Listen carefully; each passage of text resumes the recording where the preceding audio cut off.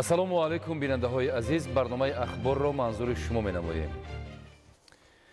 ҳамасола дар мамлакат 8 март рӯзи модар таҷлил карда мешавад. Бо самимияту дӯстдорӣ ва муҳаббату қадршиносӣ ҷашн гирифтани рӯзи модар дар Тоҷикистони соҳиби истиқлол нишони эҳтиром ба модар ва қадру манзилати шоистаи ӯ дар бунёди ҷомеаи солим мебошад. шарҳи бештар дар гузориши Мансури Ҷалол. زنان تاجیک هنوز در آغاز دوران استقلال دولتی به خاطر حفظ حقوق آزادی های خود و به اعتدال آوردن وضع مملکت عزم و تلاش نموده در راه رسیدن به صلح و ثبات و وحدت ملی با ننگ و ناموس وطندوستی و خدمت صافدلانه در پیشرفت تمام ساحه‌های حیات جامعه سهم ارزشمند می‌گذارند. در نتیجه دستگیری و غمخوری‌های پیوسته پیشوای ملت محترم امامعلی رحمان، زنان و دختران لیاقتمند به خدمت دولتی و اداره‌کنی دولتی بیشتر جلب گردیده، زیاده از 20% در وظیفه‌های پرمسئول راهبری کننده خدمت دولتی سربلندانه ادای وظیفه می‌نمایند. در پیام پرزیدنت جمهوری تاجیکستان، پیشوای ملت محترم امامعلی رحمان درباره سمت‌های اساسی سیاست داخلی و خارجی جمهوری تاجیکستان با مجلس عالی جمهوری تاجیکستان تاکید گردیده است که حالا در مملکت 25% خدمتیان دولتی، 73% کارمندان ساحه معارف، 71% کارمندان ساحه طب، 47% کارمندان ساحه فرهنگ، 73% عالمان و 30% صاحبکاران را زنان و دختران تشکیل می‌دهند. امروز بیش از 110,000 زنان مملکت به فعالیت صاحبکاری مشغول میباشند. در زمان صاحب استقلالی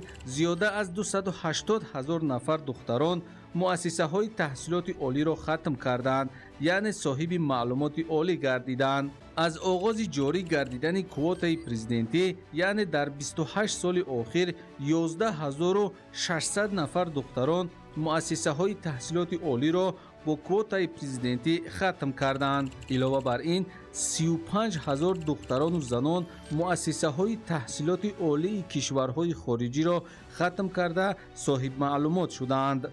حالا از 214,000 دانشجویان مؤسسه های تحصیلات عالی کسبی مملکت 90,000 نفر یا 42% را دختران تشکیل می دهند. زنان و مادران و دختران عزیز ما در عملی سازی طلبات و مقررات قانون‌های ملی، پیشگیری بیگانه پرستی از جمله سر و لباس و آیین‌های برای مردم ما بیگانه به کمال رسانیدن نسل سالم، تحکیم صلح و ثبات در جامعه، پیشرفت دولت و آبادی وطن من بعد نیز سهم ارزشمند می‌گذارند، زیرا آنها احتیاط کننده و نگاه دارنده و ترغیب کننده و پاسدارنده بهترین سنت و عنعنه‌های ملی و رسم و آیین‌های اصیل و باستانی خلقمان میباشند.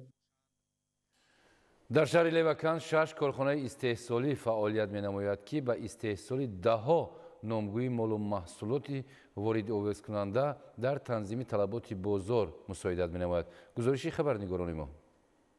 لیوکند همچون شهری صنعتی و سیاحی دارای امکانیت‌های وسیع برای رشد این بخش‌ها بوده، سال از سال تطبیق برنامه و نقشه‌های نو در سمت تقویت اقتدار استحصالی، جلب بیشتر سیاحان و جهانگردان، مهیا گردیدن جای‌های نو کاری و در مجموع سطح و صفت روزگار ساکنان بهتر گردیده ایستاده است. در دایره کارهای آبادانی و سازندگی با استقبال جشن 35 سالگی استقلال دولتی و تطبیق یکی از هدفهای استراتژی مملکت، صنعتی کنونی با سرعت کشور، در شهر لیوکند با بنیاد کارگاه و کارخانه‌های صنعتی توجه مخصوص روانه می‌گردد. در پارک اینوواسیونی صنعتی و تکنولوژی شهر لیوکند عین زمان 6 کارخانه فعالیت کرده با استحصال ده‌ها نامگوی مال و محصولات گوناگون واردات عوض کننده در تامین طلبات بازار مملکت مساعدت کرده ایستاده است. مسئولین نقشه دارند که در آینده با وسیع کردن دایره فعالیت کارگاه و کارخانه‌های دیگر صنعتی را بنیاد نمایند. масоати умумии парки инноватсионии саноативу технологии шаҳри Леваканд 1.8 гектарро дар бар гирифта, он дорои корхонаҳои коркарди шиша, коргоҳҳои истеҳсоли макарон, маводи шустушӯӣ, дастпӯшак, рангҳои сохтмонӣ, мебел, инчунин биноҳои маъмуриву хоҷагидорӣ, мағозаи фурӯши маҳсулоти корхонаҳо ва иншооти ёрирасон иборат мебошад. дар маҷмӯъ дар парки инноватсионии саноативу технологии шаҳри Леваканд 55 нафар бо кор таъмин гардиданд ки фаъолияти доимии онҳо ба зиёд намудани суръати рушди истеҳсоли маҳсулоти саноатӣ ва беҳтар гардидани шароити зиндагии аҳолӣ мусоидат мекунад. дар доираи омодагӣ ба ҷашни 35-солагии истиқлолияти давлатии ҷумҳурии Тоҷикистон, ҳадафи чоруми миллии саноатикунонӣ бо суръати кишвар мо соҳибкоронро водор менамояд, ки бо ҳисси баланди ватандӯстӣ ва рушду пешрафти мамлакати худ саҳмгузор бошем. Мо дар оянда иқдом дорем, ки якчанд корхонаҳои нави саноатӣ бунёд намоем. ба ин восита ҷойҳои нави корӣ ва истеҳсоли маҳсулотро зиёд намоем. масъулин ва мутахассисони корхонаҳои парки инноватсионии саноативу технологии шаҳри Леваканд вобаста ба талаботи замон мақсад бар он доранд, ки бо истифода аз технологияҳои муосир ҳаҷми истеҳсоли маҳсулоти ивазкунандаи воридот ва ҷойҳои кориро зиёд карда, талаботи бозорро бо маҳсулоти рақобатпазири ватанӣ таъмин намоянд ва иқтидори содиротии кишварро тақвият бубахшанд. طبق اطلاع مسئولین حالا در شهر لیوکند 34 کارخانه و کارگاه صنعتی فعالیت می‌نماید که در آنها استحصال آرد، صابون، پخته، کربامید، امیاک، سمنت، خشت پخته، خشت سمنتی، سنگریزه، سیمچوب بتونی، مبل و لباس‌های مکتبی استحصال کرده می‌شود. اسماعیل صاحب نظریان، موسی نور محمد، شهر لیوکند، اخبار. дар ноҳияи Сангвор ба истиқболи ҷашни 35-солагии истиқлоли давлатӣ бунёди 80 иншоот пешбинӣ шуда, корҳои сохтмонӣ бо маром идома дорад. гузориш аз ноҳияи Сангвор. ноҳияи Сангвор аз пойтахти кишвари азизамон шаҳри Душанбе дар масофаи 205 километр дур ҷойгир буда, солҳои соҳибистиқлолӣ дар партави дастур ва ҳидоятҳои созандаи президенти ҷумҳурии Тоҷикистон, пешвои миллат муҳтарам Эмомалӣ Раҳмон, ин гӯшаи дурдасти Кӯҳистон хеле ҳам ободу зебо шудааст.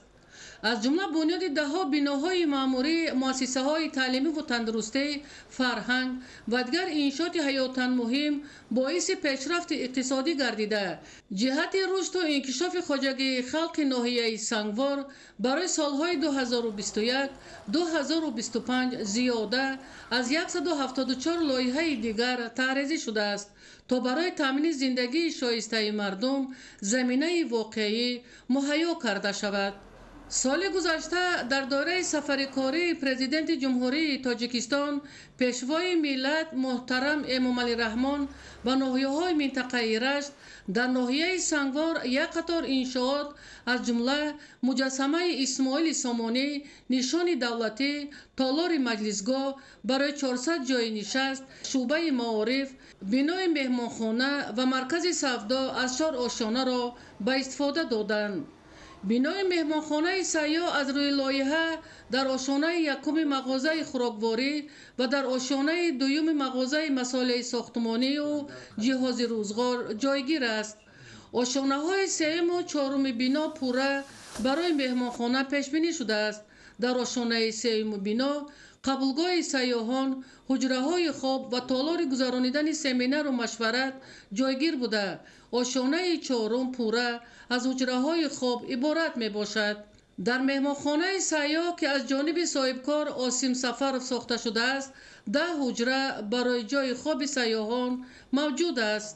симои ноҳияи Сангвор низ ба куллӣ тағйир ёфтааст дар давоми соҳибистиқлолии мамлакатамон ва дар ҳама ҷамоатҳои деҳот ва шаҳраку майдончаҳои варзишӣ дар ҳама ҷамоатҳои деҳот сохта ба истифода дода шуданд. дар баробари ин ҷашн гирифтани истиқлоли давлатӣ марказҳои савдову хизматрасонӣ, бунгоҳҳои тиббӣ инчунин муассисаҳои таълимӣ сохта ба истифода дода шуданд ки имрӯз мардуми ноҳияи Сангвор дар фазои орому осудаи ватан зиндагӣ карда истоданд.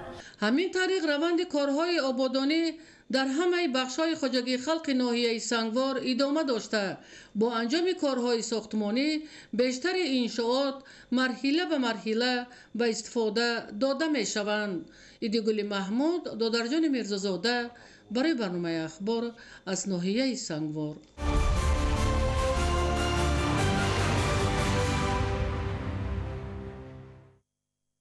кишоварзони шаҳри Истаравшан азм доранд ки то дар соли 2025 аз рӯзҳои офтобӣ истифода бурда бо заҳмати софдилона ҳосили хуб ба даст биёранд ва бозорҳои истеъмолиро бо маҳсулоти ватанӣ таъмин намоянд. гузориши хабарнигорони мо дар ин хусус.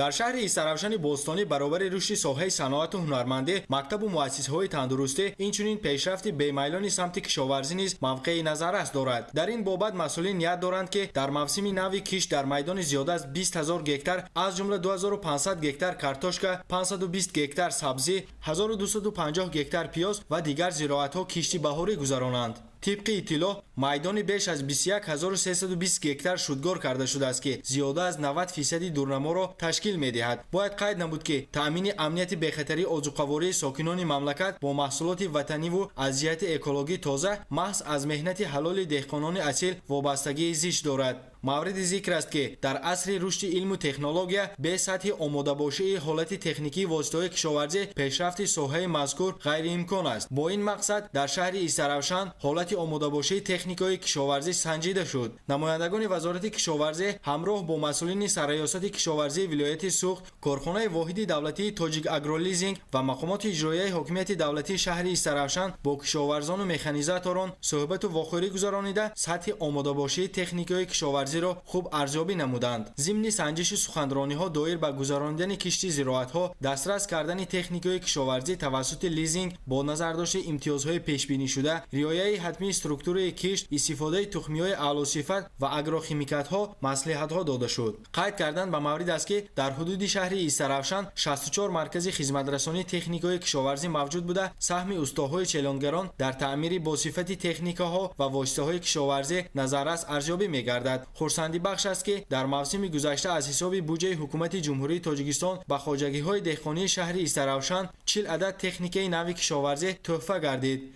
از چنین غمخوری‌های پیوسته رهبریت عالی مملکت کشاورزان میانه‌داری خویش را اظهار داشتند. همچنین در این روز یک قطار راهبران، فعالان و مکانیزاتوران پیشقدم با سپاسنامه و تحفه‌های ارزشمند مقامات اجرایی حکومت دولتی شهر استراوشان قدردانی کرده شدند. فردوس عمرов، مزبوط بابازاده، آرزو معروفov، شهر استراوشان، اخبار.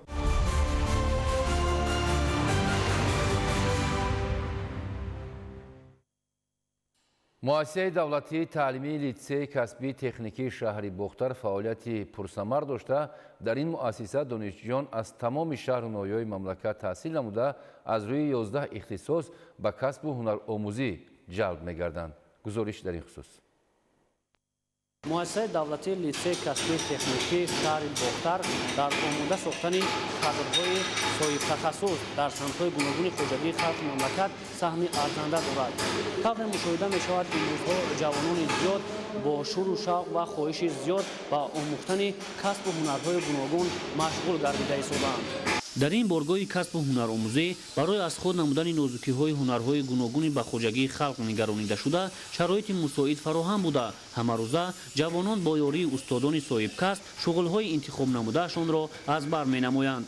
در مؤسسه دولتی تعلیمی لیسه کسبی تکنیکی شهر بختر 520 خواننده از روی اختصاص منطقه‌ای برقی، چوب‌تراش بیناکار، چوب‌تراش ساختمانچی، اختصاص سیستم کامپیوتری و اینترنت تکنولوژیا، دوزندگی، کاوشگری برقی، منطقه‌ای برقی کسب آموزی فعال گرفته شده است. امسال کسب آموزان از روی اختصاص‌های گوناگون 182 نفر ختم می‌کنند.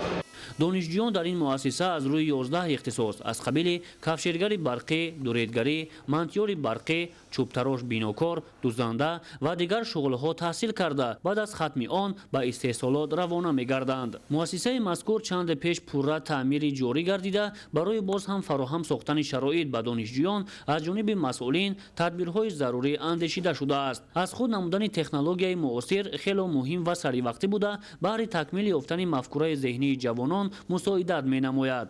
дар лицеи касбии техникии шаҳри бохтар маркази шуғли фосилавӣ ташкил шудааст ки дар ин ҷо хонандагон дар самти технологияи иттилоотӣ илм асбот карда ва барои дастрас шудан ба ҷойҳои кории худ ба воситаи компютерҳо ҷойи кори худро муайян месозанд. аллакай дар ин марказ тамоми шароит муҳайё гаштааст. дар як соле ки фаъолият 409 нафар хонандагон ба ин ҷо ҷалб шуданд ки аз онҳо 108 нафараш соҳиби сертификат ва зиёда аз 30 нафари онҳо ба ҷойҳои кории худ таъмин гарданд. тавре масъулин иттилоъ доданд дар оянда низ ҷиҳати беҳтару хубтар ба роҳ мондани омӯзиши ҳунарҳои зарурии хоҷагии халқ тадбирандешӣ намуда дар соҳибкасб гардонидани ҷавонон саҳми арзанда мегузоранд. самандар шоиф, искандари саид, шаҳри бохтар, ахбор. бинандаҳои азиз, ин буд барномаи иттилоотии ахбор. хайр саломат бошед.